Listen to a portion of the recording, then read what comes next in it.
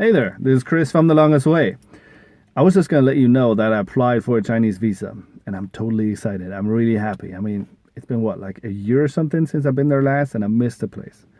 So I think it's going to be terrific. I'll get the visa, I'll fly into Beijing, and maybe spend a day or two, and then I'll go straight to Xinjiang. Because I need to find the caboose. You know, the little cart that I was pulling on The Longest Way, it's supposed to be still there. I don't know. She's probably broken now, the caboose, so I need to fix her. But then I'm gonna load her up, all the good stuff: water, cookies, watermelon, and I'm gonna take her to the border of Kazakhstan and China, where I stopped last 4 years ago on The Longest Way, and then start walking. You know, it's been 4 years. I'm a little bit scared, to be honest. I don't know what it's gonna be like, but we'll probably do a little bit of walking. Maybe we'll do so much walking we'll be tired of walking, and maybe I'll even catch a few Pokemons on the way. I don't know, but that's what I think is going to happen. I think China is going to be totally smooth and totally nice, and I'm going to have some good Chinese food, maybe spend a week, and then I'll be walking. Now, there's a little bit of a problem. I don't know if you remember, or you probably don't even know. It doesn't matter. I got into a little online argument, with a Chinese communist organization around New Year's last year, like 6 months ago or something. I got into this argument with them because I had made this video in Chinese where I talked about Mao Zedong, and I told them that I don't really think he's nice. You know, you kill millions of people. Me being a German, I'm probably going to think, oh, look, China has a Hitler too. So I told them that, and they got so mad. This organization, they're called the China Communist Youth League or something like that. They got so mad. Now, ever since then, things have been quiet. No harassment from them whatsoever. And I don't know how important they are. Like, you know, the Chinese Communist Party is pretty big. You have different factions. You have different people pulling strings. And I don't know, like, where do they, factor in? Are they important? Are they just some kids? Are they radicals? Who knows? So if they're not important, that's what I think, then everything's going to go totally smooth. But if they are important, or if they have context, then I think things are probably going to go a little bit wrong. Now, first possibility of things going wrong is me not getting a visa. That would be the easiest thing. Like, they just refuse the visa, and I would be totally sad, but, no big deal. There's no loss there, except for not being able to go to China now, but I'll try again later, see if things have cooled down a little bit. That's the first possibility. No big deal. Second possibility, they give me the visa. I get all happy. I pack my stuff. I get on the plane. I sit on a plane for like 9 hours. And then I land in Beijing and they pull me right out of the queue. You know, the queue where you stand in line to do the border check. They pull me out and they're like, you. And then they start questioning me for like hours, maybe a day or something, and then send me straight back. Now that would suck, right? Because, look at all the time, look at all the money spent. But there's really no harm there too, like except for the money and the time. But I would be sad, but no, it wouldn't be the end of the world. Third possibility is a lot worse, is where they give me the visa, I get into the country, everything goes smooth, or it seems to go smooth, but then somewhere between Beijing and Xinjiang, they catch me. They catch me with a prostitute.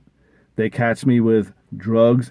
They catch me with all kinds of, I don't know, you can't even think of that stuff. But basically, those are the two classics, either the hooker or the weed. Now, I might be an idiot, but I'm not that kind of idiot. I'm not going to go into China and just for this 1 week that I spend there, get a hooker now with all this stuff going on. I'm probably not going to do that, right? And I don't do drugs. I've tried weed once and I didn't like it. I'm not going to go into China and try it there now, right?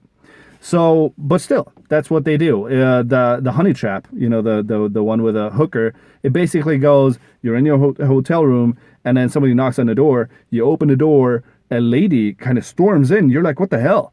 But then right behind her is the police, and they film you, and they're like, look, he's soliciting prostitutes, we caught him, and you're like, what the fuck? I didn't do anything, I just opened the door. And then they caught you. And the weed thing, I don't know, did kind of just check your luggage or whatever. Should this happen, then there's a very high chance that things are going to get a little bit weird. Is because they put you on TV after that. That's what they like doing. They don't just catch you and then kind of put you through court or whatever. They want to make an example of you. So they put you on TV, national TV in China, and you're supposed to confess and you're supposed to apologize. You're supposed to kind of ruin your reputation there. And this has happened to a lot of people. And basically, every time they do this, they have a handle on these people. I don't know what kind of handle. Probably they just kind of pressure them through people that they like. They're like, look, you know, we know that guy's your buddy. If you don't confess or apologize or, you know, do what we say, then that guy is going to get into trouble. You don't want that, right? So that's usually a sort of handle. And so people, they really kind of confess and apologize on TV.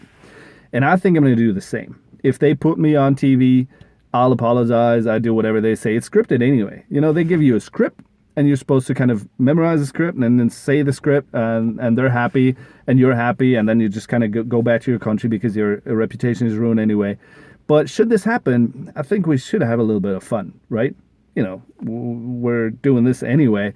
So I think I'm going to give you a hint before, a signal, something that I do, something that, a way that I tell you that what I'm saying there is not sincere, that I'm being pressurized by them, and that it's all a big farce. Now, this signal, it can't be too obvious, right? It can't be like I go like, I'm sorry. It can't be like that because they film it and they script it and they don't want you to kind of ruin the whole thing, right? So I need to be a little bit subtle. And I was thinking about this for the last few days. I think the only thing I could come up with is go a little bit like this. See this? I kind of go like that. If you should see me, maybe in a week or so, whenever you see this video, somebody's going to leak it to you. If you should see me on national TV in China going like, I'm so sorry. I should have never said those things about Mao Zedong. I was wrong. I was a bad man. I was controlled by hostile foreign forces, but I'm better now. I understand now. I was wrong, and Mao never killed anybody. And those people, they died in their sleep, and it wasn't that many. It was maybe just 2 or 3, and I was totally wrong. And I would like to make it 100% clear that Mao is really the most likable and nicest guy that has ever lived. I'm sorry I hurt the feelings of the Chinese people. See? Somewhere in there, I go like this, just once, maybe twice, and you know. And then we're going to have some fun, right? But again, I don't think this is necessary. This whole video, what I'm doing now that I'm telling you this, I don't think it's going to be necessary. I don't think that China Communist Youth League is important. I think we're all grown-ups, except for them. I mean, they're the youth league. They're just kids, right? So I think we're going to be cool. Everything's going to be smooth.